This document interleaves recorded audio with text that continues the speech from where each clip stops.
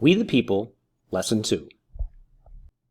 What ideas about civic life informed the founding generation? It's important for you to be able to explain in this course where the founding generation came up with many of its ideas about government. After all, these people risked their lives and fortunes to establish a new government to replace British colonial rule. It's easy to think that these founders were superhuman geniuses who, through fate or God's grace, were placed in the colonies at that time to revolutionize the world through governmental change, and that they came up with these new ideas from scratch. But, as you know, knowledge is built on knowledge. In this lesson, and the following two lessons, we'll discuss what factors from history and philosophy led the founders to the innovations in government that they came up with. This lesson focuses on what political scientists call civic life. Civic life is that part of our lives that has to do with how we interact with others in our community or in society in order to advance common interests, provide stability, and carry out some form of orderly government. Like muscles, we all have a civic life. We just may use it in different ways and to varying degrees. There were two major sets of ideas about civic life that the founding generation drew inspiration from: the ancient philosophers and the governments of Greece and Rome, and the British philosophers who lived and wrote in the century before the founding generation constructed the American constitutional system of government. What values from antiquity influenced the founding generation? The founders were most influenced by their knowledge of the Roman Republic, which lasted about 500 years, between about 500 BC and 25 BC. The most important idea from the study of the Roman Republic was its concept of the common good. The common good is doing what's best for society as a whole. This commitment to the common good that was central to ancient societies like Greece and Rome is something that we can call classical republicanism. Classical republicanism is the belief that people should place the needs of society above their own, even if it means sacrificing personal liberties.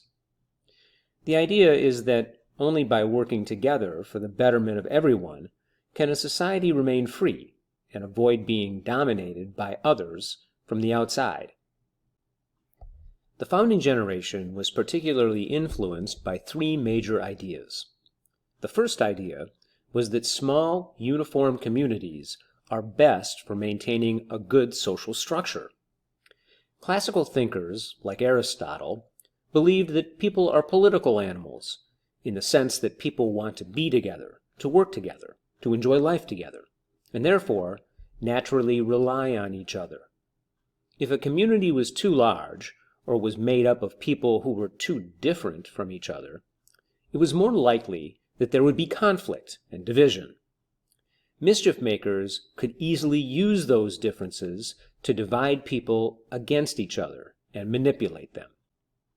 The second idea was that citizenship and civic virtue is essential to maintaining a strong society. Classical Republicans believed that citizenship itself was a political office, necessary for good government.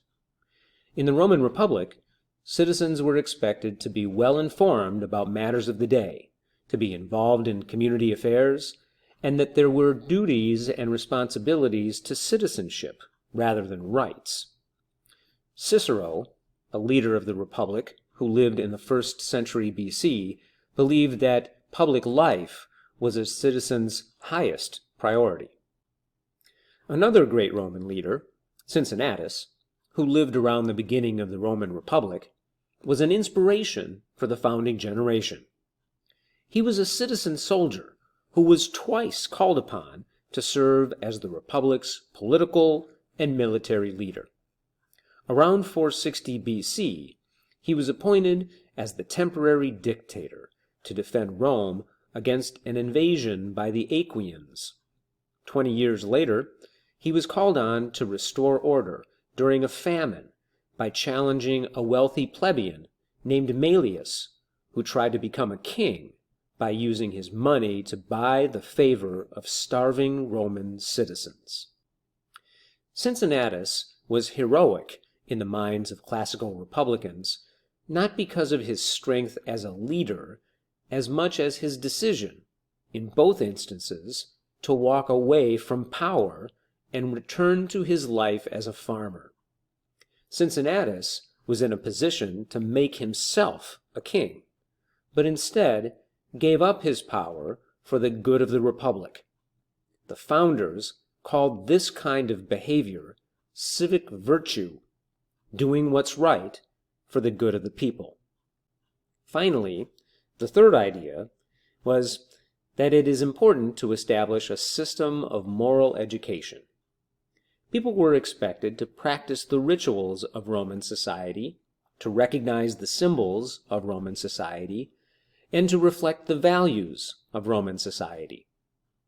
Children were taught, and were expected to carry out, the habits of self-control, generosity to others, respect, and a sense of fairness and courage.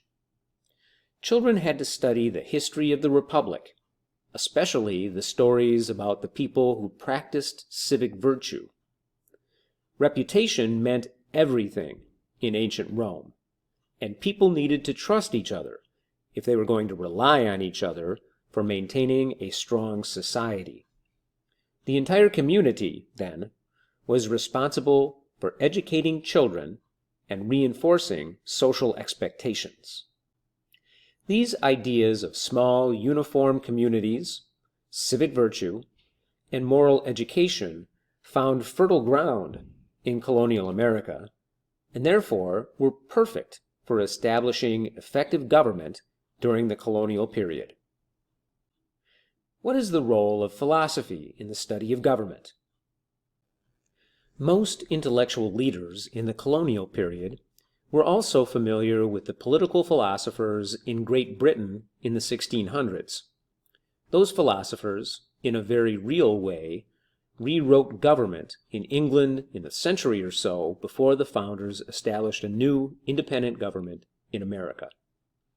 An important element of these political thinkers was to undo the theory of government that was known as the divine right of kings. Divine right is simply the idea that kings were given their power from God, and therefore their decisions were above any law made by a parliament or a congress or a group of lawmakers.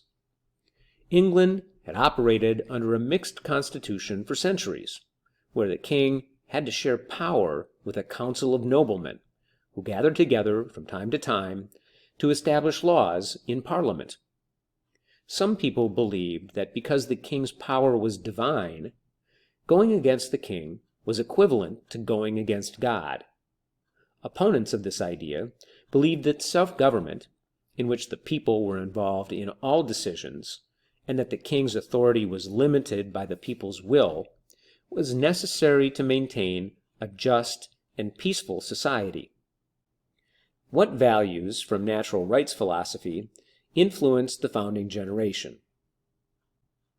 The 1600s was a messy century in English history, socially and politically, and the big thinkers of that period came to the conclusion that the political ideas of ancient Greece and Rome could not answer the questions that Great Britain faced.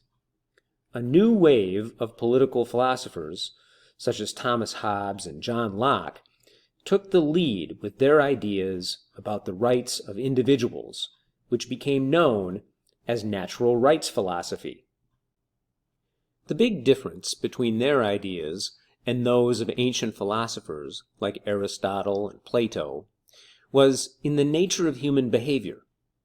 While the ancient Greeks and Romans believed that humans were social by nature, gathering together in communities and forming governments, Hobbes and Locke believed that humans were naturally individualistic, They imagined a time and place in which all people were forced to selfishly protect themselves because there was no government to help protect them.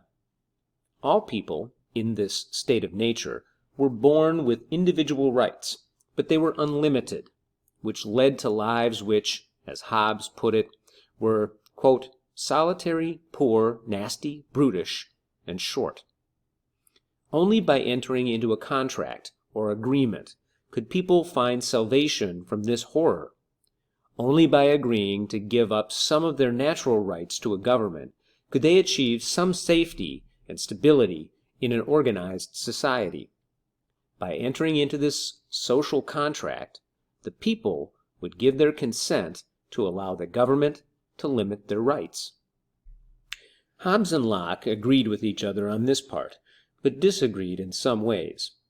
Hobbes, who lived from the late 1500s to the mid-1600s, experienced firsthand the devastation of the English Civil War of the time, and came to the conclusion that a strong, cruel government was better than no government at all.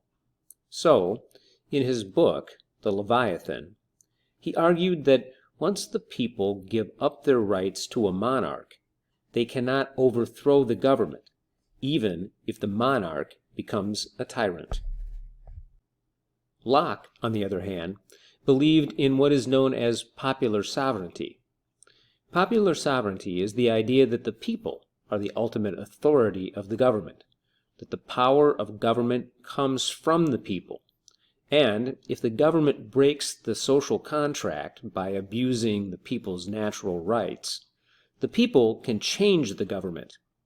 In a sense, Locke says that the people have a right to revolt against a harsh, brutal government, which, by its actions, breaks the social contract. In Locke's view, there are unalienable rights that people are given at birth, and that can't be taken away by the government. In this way, the government is limited in its powers.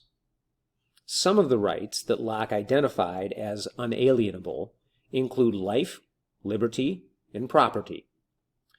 To take these rights away, the government had to get consent from the people. Locke also argued that because individuals are completely free in a state of nature, they are also completely equal to each other. There is no divine right for a monarch to rule, that it is through the people's consent that the king is allowed to rule. Although colonial leaders were eager to point out that all men are created equal at the time of the American Revolution, most of them were practitioners or beneficiaries of racial slavery before and after they achieved independence from Great Britain. This contradiction in the founders' beliefs about natural rights would plague the nation for nearly a century after the Declaration of Independence declared that these truths were self-evident.